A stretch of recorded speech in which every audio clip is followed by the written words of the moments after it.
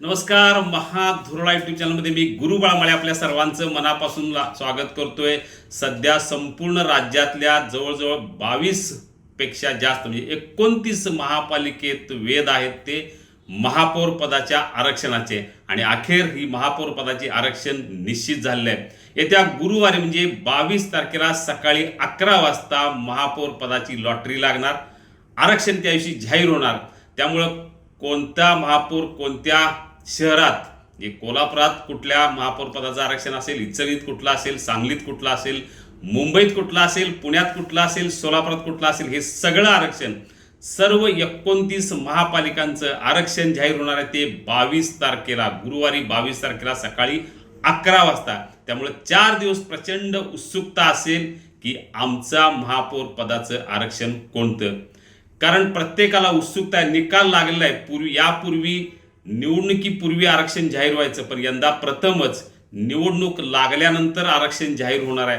त्यामुळे आता प्रचंड उत्सुकता आहे की आरक्षणाची महिला राखीव होणार, सर्वसाधारण होणार, ओबीसी होणार की एसटी एनटी होणार, या सगळ्याची प्रचंड उत्सुकता आहे.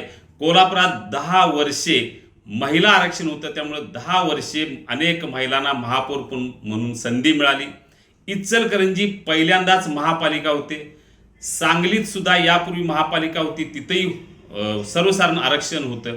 त्यामुळे या सगळ्या पार्श्वभूमीवर आता कोल्हापूरचं महापौर पदाचं आरक्षण नेमकं काय पडणार याची उत्सुकता प्रचंड आहे. भाजप महापौर पदासाठी दावा केलेला आहे. महायुतीची सत्ता येणार हे फिक्स झालेलं आहे. कारण तब्बल 45 नगरसेवक महायुतीचे निवडून आलेत. 34 नगरसेवक हे काँग्रेसची निवडून आलेत. महायुतीचा झेंडा फडकणार हे नक्की आहे. पण महायुतीमध्ये भाजपचा महापौर होणार. शिवसेनेनं पण आपल्याला महापौर पद मिळावं अशी मागणी केलेली आहे. अडीच वर्षे भाजप आणि शिवसेना यांच्यात. त्यामुळे आता भाजपचा पहिला महापौर होणार हे नक्की आहे. पण आरक्षण कुठलं पडणार ह्याच्यावर महापौर कोण होणार हे निश्चित आहे. काही नावं आत्ता सध्या चर्चेत आहेत. मुरलीधर जाधव, नेहा तेंडुलकर, माधुरी नकाते, अशी रूपाराणी निकम, अशी काही नावं सध्या चर्चेत आहेत. पण आरक्षणावर सगळं काही अवलंबून आहे.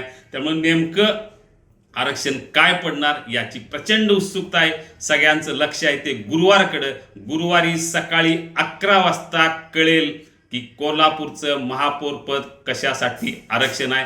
महाराष्ट्रातल्या 29 महापालिकांचं आरक्षण नेमकं कशासाठी आरक्षित होणार.